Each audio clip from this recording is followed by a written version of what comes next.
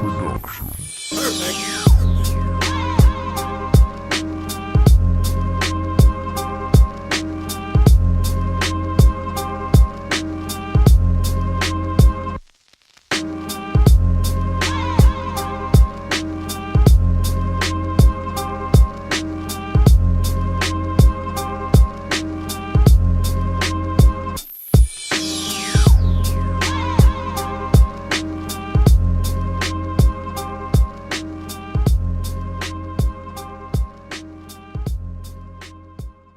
What's up, everybody? Kier Gomes here, and welcome back.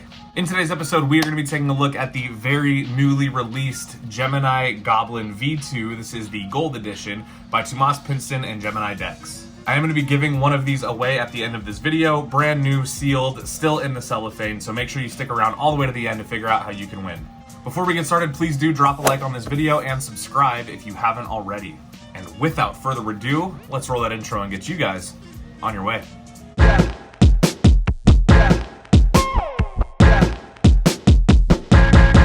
Let's go.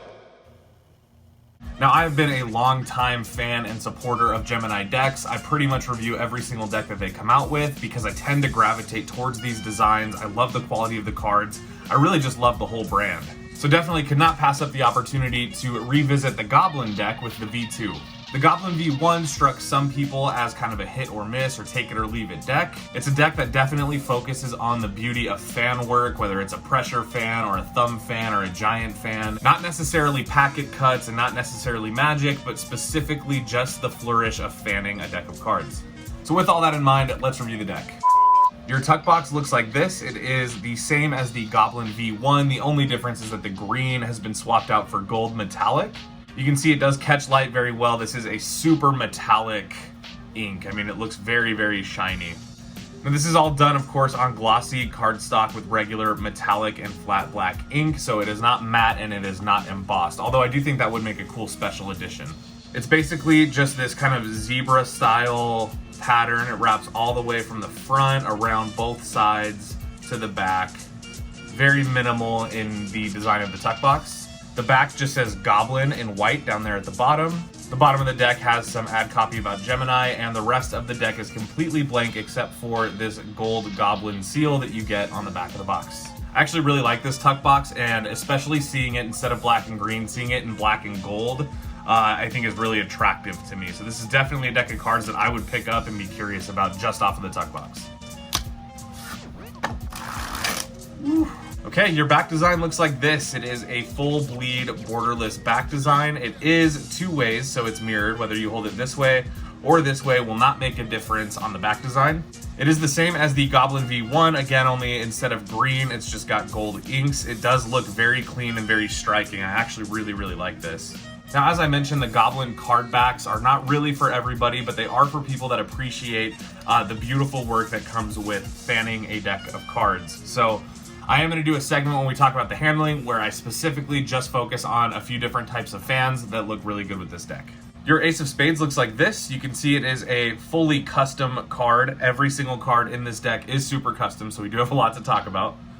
But you can see it is kind of a zebra print spade pip. Not blown up to be super huge. It's pretty minimal, which I actually really like. And then it says Goblin at the bottom in gold. Now, you'll notice these little features here on the sides and in the corners. Those are on the Goblin deck as well, and that really helps with the fan work with this deck too, so we will talk about that. You are going to get two identical Jokers that have that Goblin face design on it. You've definitely seen this before. I have one of these as a sticker, and as well, you've seen them all over the Goblin deck. The corners just say Goblin horizontally instead of the typical Joker in a vertical orientation, which again is just a little subtlety that I think looks really cool. Okay, now as far as ad cards and gaff cards go, you are going to get two ad cards. So you're going to get your Gemini Goblin ad card, which is really cool. It just has a picture of the card back. Says Gemini. Is a very nice. You could definitely use this as another Joker. And same thing for this one. You just get the Goblin faces, some in gold and some in black and white. You can also use that as another Joker. So I am going to keep these ad cards in here. As you can see, the rest of the cards in this deck are completely custom, and we do have a lot to get through. So let's talk about that. The pips on the inside of every face have that same kind of zebra style pattern. The spades and clubs do it in black and white, and the hearts and diamonds do it in gold and black. As well, you can see those little stripes and pieces in the corner that really help add to the way that these cards fan, and overall just looks really good for certain types of fan work and displays. The court cards basically look like standard bicycle court cards. They have been definitely recolored, and there has been some modification to the design of their uniforms to match the theme of the deck. And just look how great that fan is. Ooh, look at that.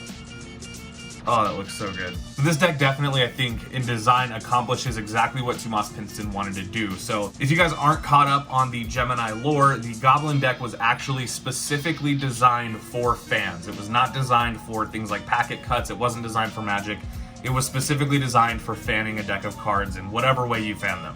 So for those of you that are like me and can appreciate a really nice fan and love nice feeling cards, I would say the design and so far the quality of this deck are right on par.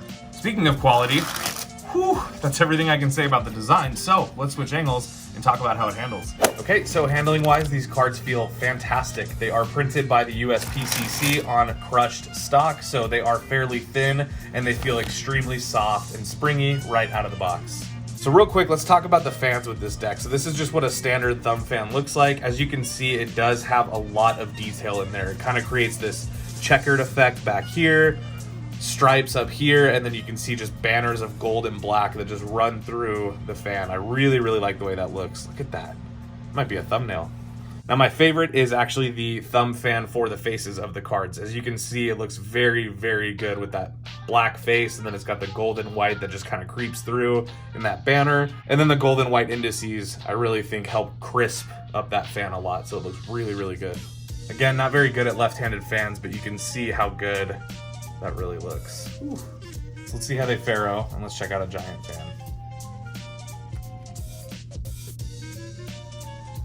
Dang, look at that.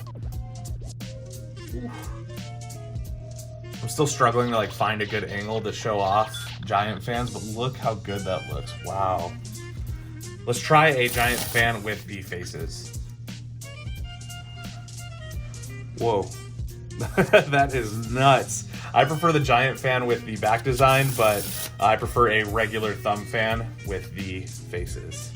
Now, as I mentioned, this deck was not designed for anything other than fans, so it is not necessarily a deck that you might pick up for things like Magic. However, I do think that there is a lot of cool cardistry application here, especially if you like to work fans into your cardistry routines. I also just love the way that they spring. Listen to this. That new dribble sound. One more time. Very nice.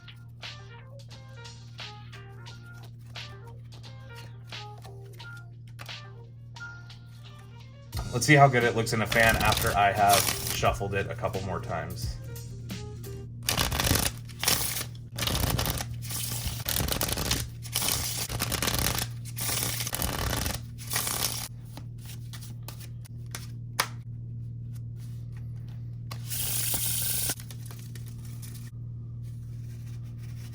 Okay, so now I have shuffled the cards probably in total between 12 and 20 times. So let's see how the fan looks now.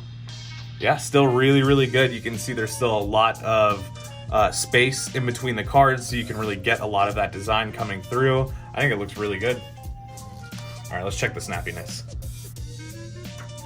Ooh, I think you guys could probably hear that, so I probably don't even need to comment on it, but this deck is extremely snappy. And I really like it. And yeah, there you go. Well guys, thank you so much for watching today's episode and my review of the Tomas Pinston Gemini deck's Goblin V2. In general, for what this deck is meant to do, I really do like it. I think it is a very nice looking deck. The handling is superior to a lot of decks out there. It's not a deck that I'm going to walk around and perform card tricks with, but it definitely is a deck that I'm going to pick up every once in a while if I want to admire the art of this design. And if you also want to admire the artwork of this deck, I am going to be giving away one of these brand new, sealed in the cellophane, shipped to you. All you have to do to enter to win this is drop a like on this video, make sure you are subscribed to my channel and enable those post notifications, and of course drop a comment on this video. The comment can be anything you want, however, as usual, please be respectful of everybody else in the comments. Now for the rest of you, if you're interested in picking this deck up for yourself, it is available now in limited quantities at the Gemini website, which will be linked below.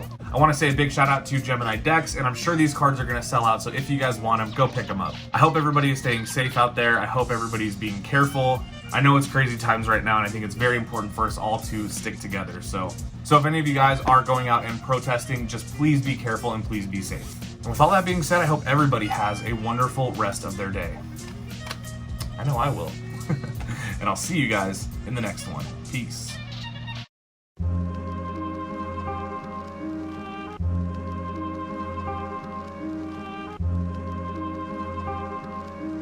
This is Rich Production.